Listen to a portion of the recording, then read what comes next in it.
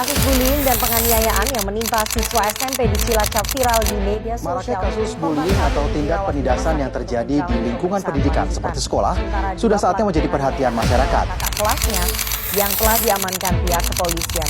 Untuk mengetahui informasi Selanjutnya pemirsa, informasi lain. Kasus intoleransi di tanah air ternyata masih terjadi.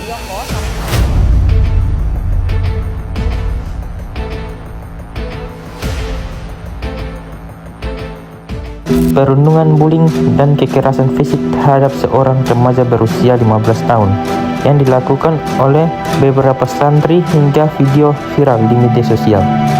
Korban mengalami pemukulan dan tendangan secara berulang, sementara beberapa remaja lain yang berada di lokasi hanya menonton tanpa berusaha menghentikan kejadian tersebut.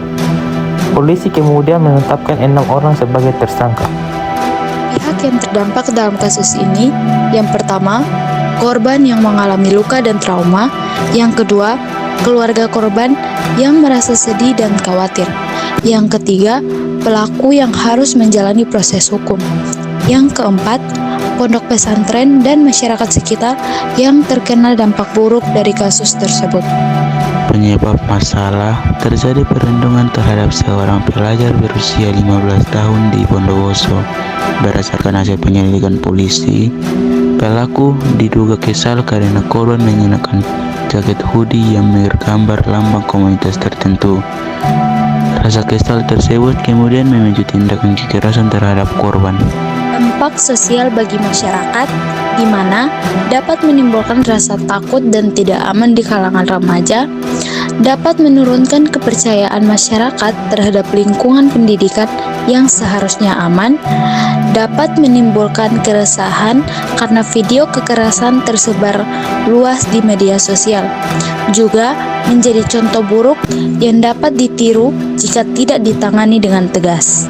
Faktanya, data nasional menunjukkan bullying fisik menjadi bentuk perundungan tertinggi dengan prevalensi mencapai 55,5% dari total kasus. Kasus kekerasan fisik paling rentan terjadi dan banyak dilaporkan pada kelompok usia anak sekolah dasar hingga menengah.